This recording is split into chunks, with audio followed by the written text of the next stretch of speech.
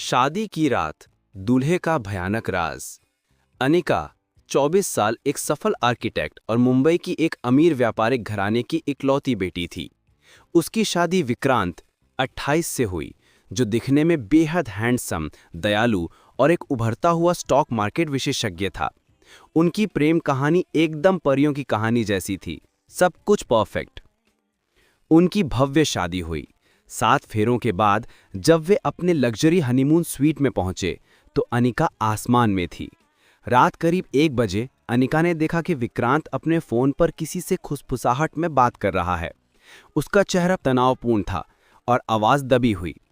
अनिका ने मजाक में पूछा, किससे इतनी जरूरी मीटिंग चल रही है विक्रांत जी? विक्रांत झट से फोन छिपा देता है और अजीब तरह से हंसता है। अरे कुछ नहीं, बस एक क्लाइंट का जरूरी कॉल था। अनिका को थोड़ी बेचैनी हुई, पर उसने नजरअंदाज कर दिया। अगले ही दिन अनिका के पिता की कंपनी में भयानक घाटा होने की खबर आती है। ये घाटा इतना बड़ा था कि रातों रात वे जमीन पर आ गए। अनिका के पिता को दिल का दौरा पड़ता है और वे अस्पताल में भर्ती हो जाते हैं। अनिका सदमे में थी। उसी रात जब वो अस्पताल से घर लौटती है तो विक्रांत को लॉकर रूम में देखती है। विक्रांत एक बड़ा सा लिफाफा और कुछ गोपनीय दस्तावेज संभाल रहा था। अनिका ने उसे रोका। ये सब क्या है विक्रांत? विक्रांत घबराया, लेकिन फिर उसने अपने चेहरे से दयालुता का मुखौटा हटा दिया। उसकी आंखें अब लालची और क्रूर थीं। क्या है? यही है अनिका, तुम्हारी और तुम्हारे पिता की पूरी सल्तनत। वो घाटा, वो कोई दुर्घटना नहीं थी, वो मेरी साजिश थी। अनिका के पैरों तले जमीन खिसक गई। तुम ये क्या कह रहे हो? विक्रांत जोर से हंसा। हाँ, मैंने तुमसे प्यार का नाटक किया, शादी की ताकि तुम्हारे पिता के सारे बिजनेस सीक्रेट्स हासिल कर सकूं। तुम्हारे पिता ने 20 साल पहले मेरे पिता को बर्बाद किया था और मैंने, उनका बेटा, आज उनसे बदला लिया है। 7 फेरे, वो तो बस कॉन्ट्रैक्ट साइन करने का बहाना था। विक्रांत ने उस लिफाफे को हवा में लहराया। ये रहे तुम्हारी कंपनी के आखिरी शेयर पेपर्स, अब सब मेरा है और तुम अब किसी काम की नहीं हो।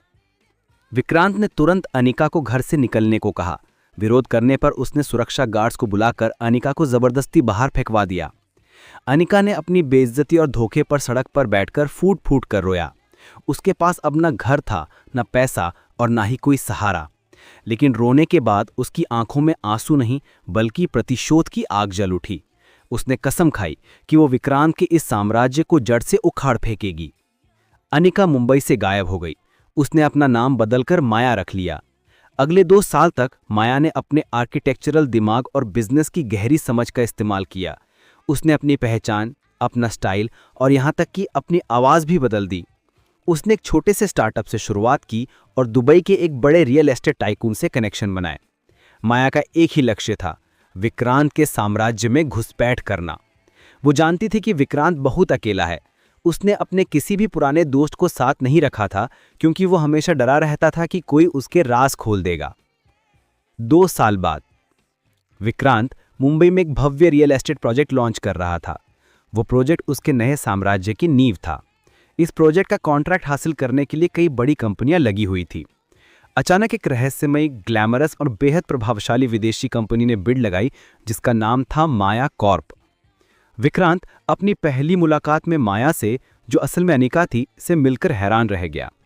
माया का रूप रंग, आत्मविश्वास और उसका बिजनेस सेंस इतना जबरदस्त था कि विक्रांत तुरंत आकर्षित हो गया।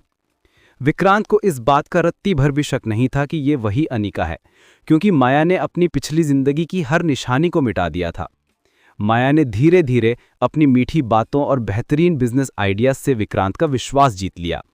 विक्रांत माया को अपना पार्टनर बनाना चाहता था, लेकिन हर कदम पर माया विक्रांत के प्रोजेक्ट की कमजोर कड़ियों पर वार कर रही थी। वो जानबूझकर प्रोजेक्ट में ऐसी कानूनी और वित्तीय खामियां छोड़ रही थी जिससे विक्रांत का पूरा साम्राज्य हिल जाए। विक्रांत माया के प्यार, जो कि एक ढोंग था, और बिजनेस में मिली सफलता से 7वें आसमान पर था। उसने माया के साथ मिलकर अपने साम्राज्य का भव्य उद्घाटन रखा। उद्घाटन की रात विक्रांत ने माया को प्रपोज किया। माया मुस्कुराई। ये वही क्रूर और विजयी मुस्कान थी जो उसने 2 साल पहले विक्रांत के चेहरे पर देखी थी।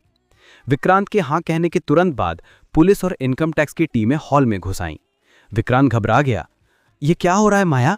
तुमने क्या किया? माया ने अपने चेहरे से शांति का भाव हटाया। उसने अपनी आवाज को फिर से अनिका की पुरानी जानी पहचानी आवाज में बदला। अनिका, मुझे याद किया? विक्रांत को एक जबरदस्त झटका लगा। वो पीछे हटा। अनिका, ये तुम हो? माया ने अपनी कलाई पर पहनी हुई वही पुरानी शादी की चूड़ियां दिखाईं जिन्हें उसने सावधानी से छिपा रखा था। हाँ, ये मैं हूं।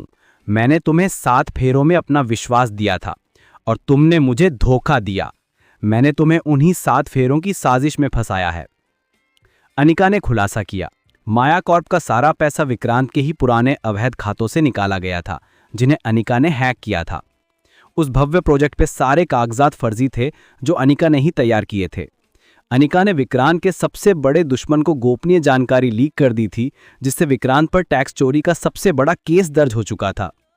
विक्रांत घुटनों पर गिर पड़ा। तुमने मुझे पूरी तरह बर्बाद कर दिया। अनिका ने उससे देखा, लेकिन उसकी आंखों में अब कोई गुस्सा नहीं था, सिर्फ शांत न्याय। तुमने मेरे पिता को बर्बाद किया, तुमने मेरा भरोसा तोड़ा और तुमने मेरी पहचान छीन ली। मैंने तुम्हें केवल वही लौटाया है जो तुम्हारा था, एक कड़वा सच और जीरो। पुलिस ने विक्रांत को गिरफ्तार कर लिया। जब वो हॉल से बाहर जा रहा था तो उसकी नज़र अनिका पर पड़ी, जो अब अकेले खड़ी थी।